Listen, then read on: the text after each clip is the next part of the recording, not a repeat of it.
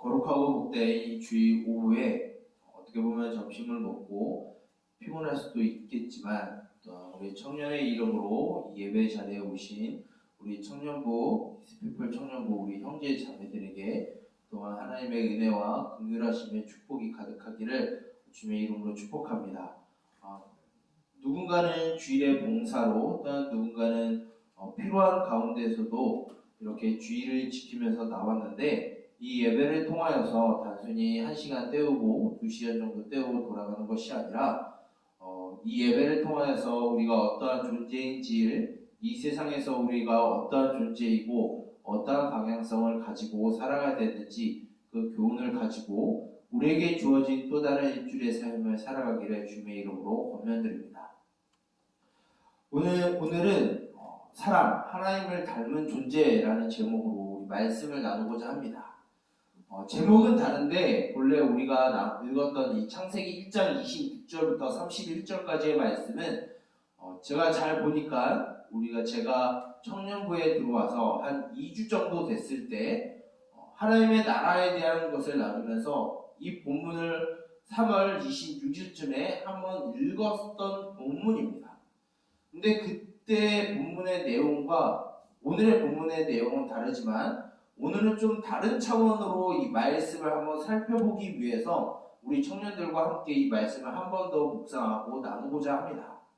우리가 지난 3월에 이 본문을 가지고 나눴던 것은 우리는 하나님의 형상으로서 하나님의 통치권이 우리들을 통해서 이 땅 가운데 이루어지기 위하여 세워진 형상, 동상으로서 이 세상 가운데 심어졌고 우리를 통해서 하나님의 나라가 이루어질 수 있도록 하기 위해서 우리를 창조하셨고 우리를 이 세상에 두셨다라는 주제로 우리가 3월달에 이 말씀을 가지고 나눴습니다.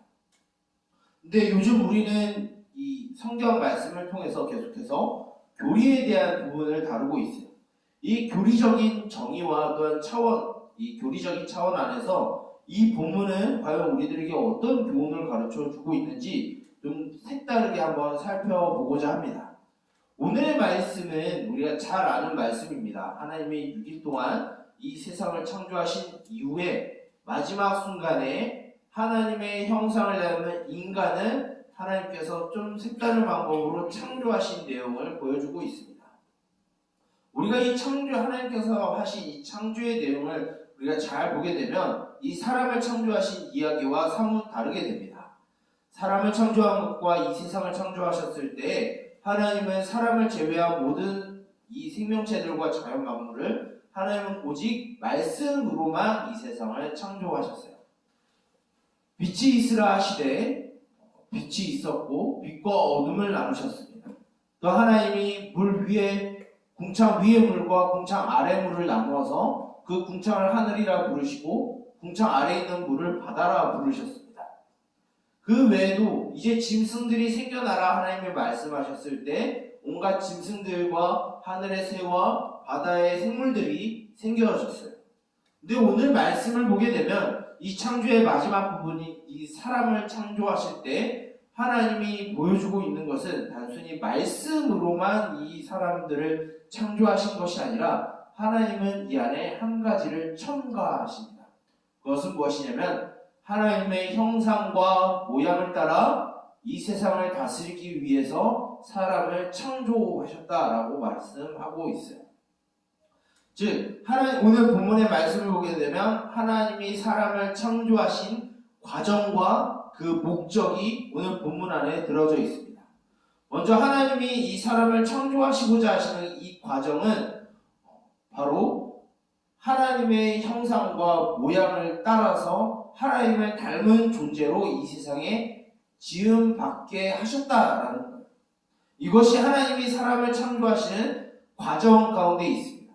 그러면 왜 하나님이 굳이 하나님의 형상을 따라서 다른 세상의 만물들과 같이 말씀으로도 충분히 만드실 수 있는데 왜 굳이 하나님은 자신의 형상과 모양을 따라서 이 인간을 만들었는지 그 목적은 우리가 좀 살펴봐야 합니다.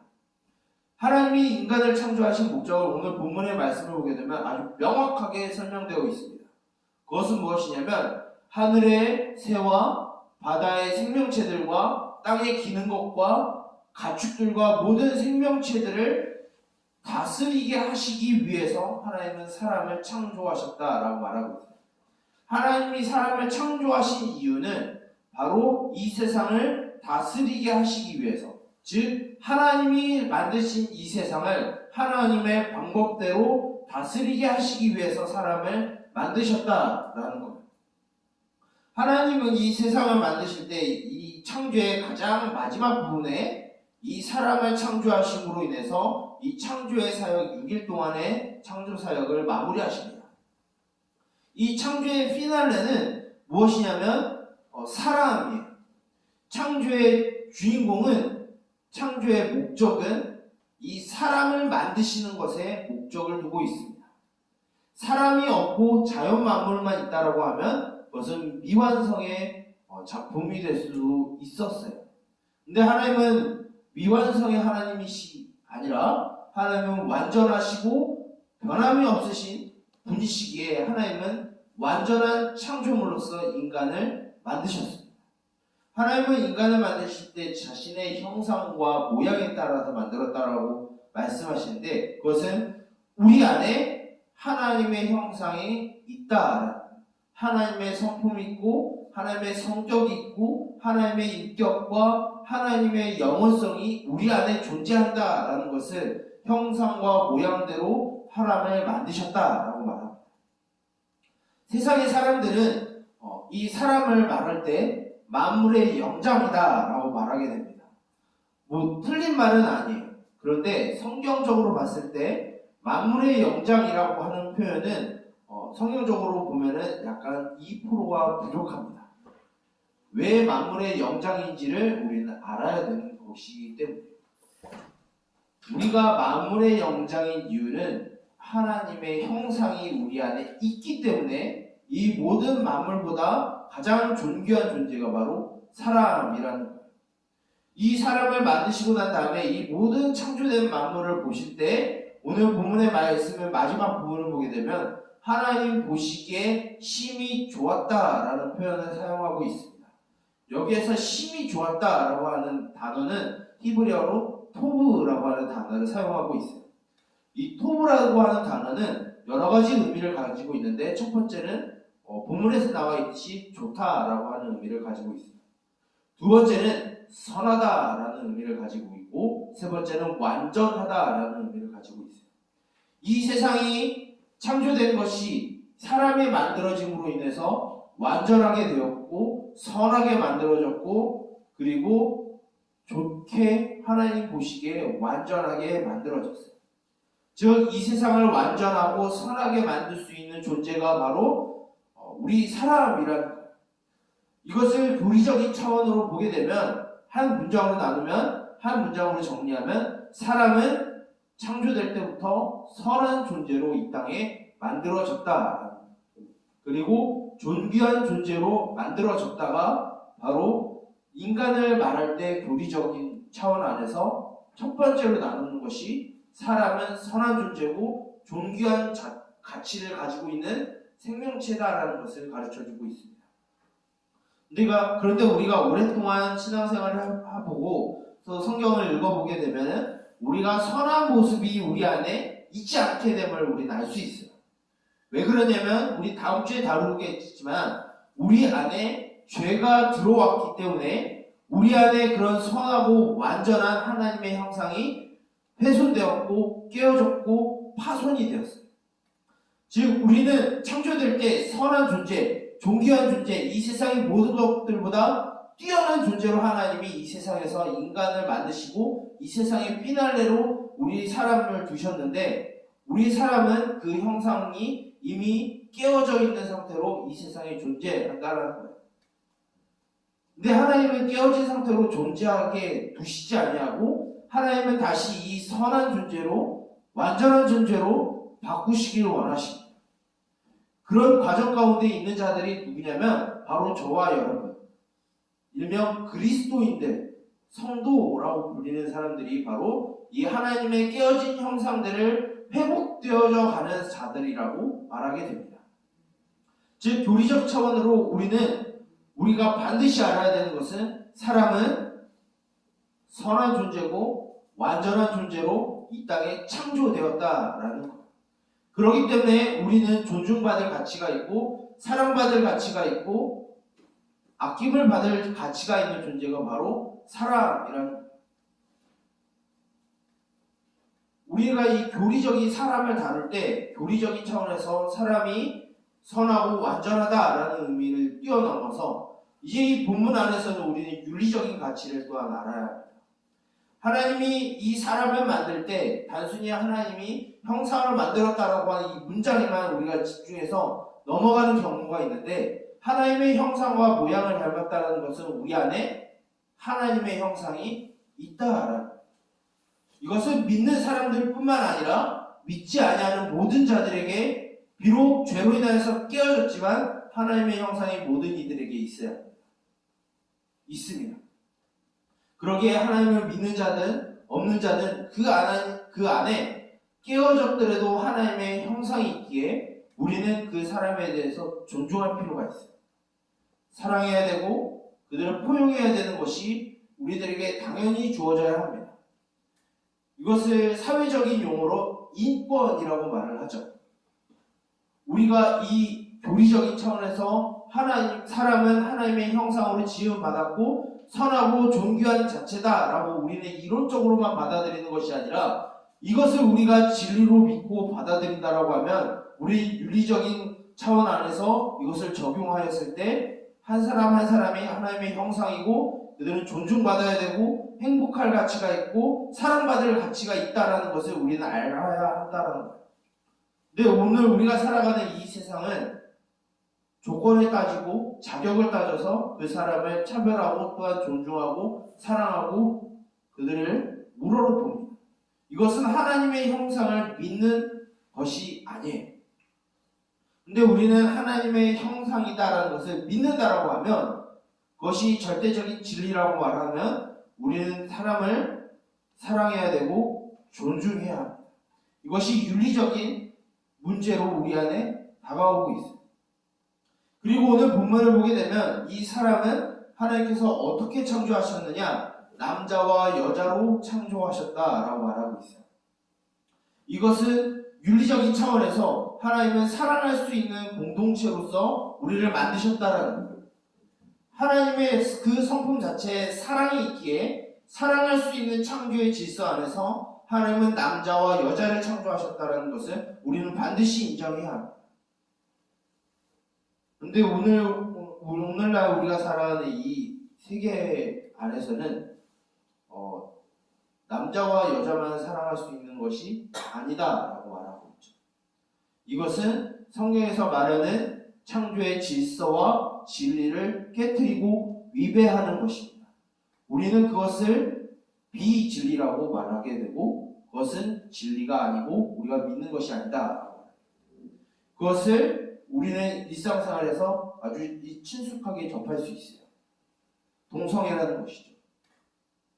교리적 차원에서 하나님이 우리를 사랑하는 존재로 우리 인간들을 만드셨고 창조의 질서 안에서 남자와 여자를 만드셨다는 것을 우리가 믿는다라고 하면 우리는 그 창조의 질서 안에서 사랑하는 법을 우리는 동성애가 사랑의 법이라고 말할 수 없는 것입니다. 하나님은 이 하나님의 형상 안에서 하나님의 질서 안에 서로 사람들이 서로 사랑할 수 있는 존재들로 하나님은 만드셨어요. 그러기에 우리는 인권을 말할 수 있습니다. 우리는 이 세상에 있는 사람들보다 더 높고 더 숭고한 가치로 우리는 인권을 말하게 됩니다. 교회는 인권을 배제할 수가 없어요. 왜냐하면 하나님의 형상이기 때문에. 근데 마지막으로 우리가 좀 다루고자 하고 싶어하는 것이, 이 하나님의 형상으로 지음받은 우리들은 각자 존중받아야 되는 뿐만 아니라 우리는 깨어진 하나님의 형상을 회복해야 하는 자들로 우리는 살아가고 있다는 것을 기억해야 합니다. 우리 안에 하나님의 형상이 완전히 사라진 게 아니에요. 우리가 비록 하나님을 부정하고 하나님을 미워하고 하나님을 거절하는 것이 너무나 자연스러운 존재로 이 땅에 태어났고 깨어진 하나님의 형상으로 있지만, 우리 안에 하나님의 형상이 있다는 것을 기억해야 돼요. 깨어진 하나님의 형상이 있다는 것은 회복되어야 한다는 하는 것을 우리들에게 가르쳐 줍니다. 우리 안에서 하나님의 형상이 회복이 되어야 돼요. 하나님의 그 성품이 우리 안에서 회복이 되어야 합니다. 우리뿐만 아니라 우리의 주변에 있는 모든 이들에게 그 하나님의 형상이 회복될 수 있도록 우리는 실천해야 합니다. 우리는 이 사람에 대해서 너무나 높게 평가하거나 너무나 낮게 평가하게 됩니다. 우리는 하나님보다 조금 못한 존재이지만 이 세상 가운데 가장 존중받을 가치로 이 세상에 태어났어요. 지난번 이 본문을 가지고 하나님의 나라와 하나님의 통치에 대해서, 이 하나님의 형상과 모양에 대해서 지난주에 하나님의 나라의 관점으로 이 사람의 창조를 보았다라고 하면, 우리가 교리적인 차원과 윤리적인 방법으로 이 말씀을 볼 때 우리는 하나님의 형상으로서 이 세상에 가장 숭고하고 존귀한 가치라는 것을 잊지 않기를 바랍니다. 또한 우리가 이 가치를 믿는다라고 하면 우리 주변에 있는 수많은 이들이 그런 하나님의 형상이 회복될 수 있도록 우리는 이 땅 가운데 실천하는 삶을 살아가는 법을 우리는 알아야 합니다. 단 하나님의 질서 안에서, 하나님의 방법을 통해서, 하나님의 말씀만을 가지고 우리는 우리의 주변에 있는 사람들을 사랑할 줄 알아야 합니다. 사람을 나눌 때, 사람에 대한 평가했을 때 총 3가지로 나누게 됩니다. 그 중에 첫 번째가 바로 사람은 선한 존재로 이 땅에 태어났고 창조받았다. 두 번째는 다음 주에 살피겠지만, 사람은 하나님으로부터 떨어짐으로 인해서 하나님의 영광에 이르지 못하는 완전한 타락한 존재로 이 땅에 살아가고 있음을 우리는 이제 다음 주에 나누게 될 겁니다. 오늘 이 말씀을 가지고 우리가 다시 숙모임을 한번 할 텐데, 이 하나님의 형상이라는 주제를 가지고 우리가 선한 존재다라는 이 주제를 가지고 한번 나눠보고 봤으면 좋겠어요. 우리 안에 그런 하나님의 형상이 있는지, 그런 하나님의 형상을 회복하기 위해서 우리는 어떤 삶을 살아가는지 우리의 삶 가운데 우리는 나눠보았으면 좋겠어요.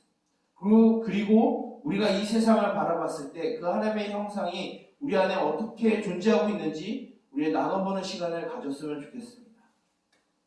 우리가 이 사람이라는 존재를 이 말씀을 통해서 보았을 때 우리가 한 사람 한 사람이 너무나 소중하고 존귀한 가치를 가지고 있다는 존재를 잊지 아니하고, 또한 이 말씀을 가지고 우리가 나누며 우리의 삶으로 나아갈 때 우리가 모든 사람이 존중받아야 된다는 것을 잊지 아니하고 살아가는 저와 여러분들이 되길 주님의 이름으로 축복합니다. 이 말씀을 가지고 우리 한번 기도하기 원합니다. 기도할 때 이렇게 기도할게요. 주님, 우리가 하나님의 형상을 가진 자들로서 이 땅에서 살아가게 하여 주시옵소서. 우리를 선하다 말씀하시고 우리를 완전하다 하신 그 하나님의 형상을 우리가 담겨 주시고 회복되게 하여 주시옵소서라고 기도하길 원합니다.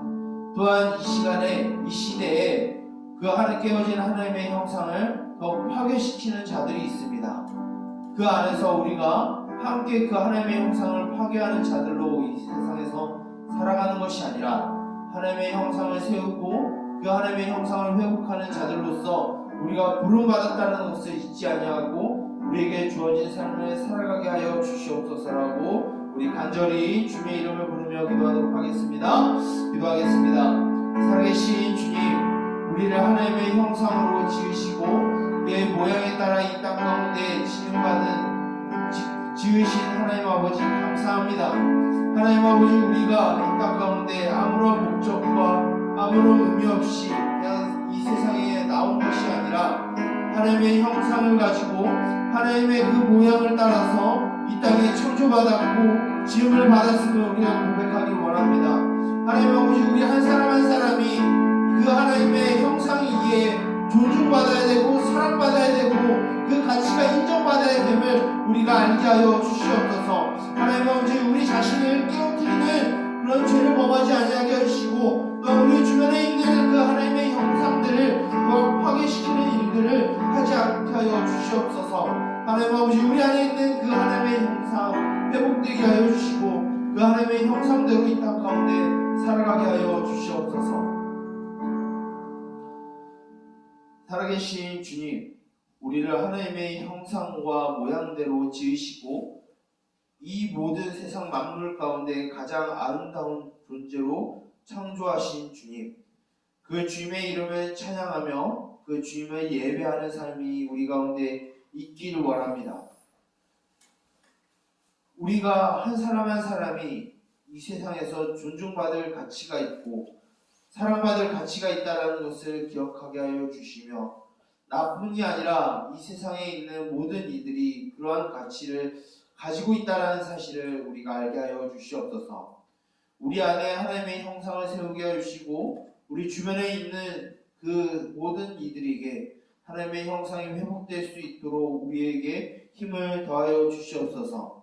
그 모든 과정 가운데 앞서 세우신 이 그리스도인들이 그러한 사회와 그러한 문화를 만들게 하여 주시고 이 세상과는 다르게 각 한 사람 한 사람의 조건과 자격을 보지 아니하고 존중하고 사랑할 수 있는 자들이 되게 하여 주시옵소서.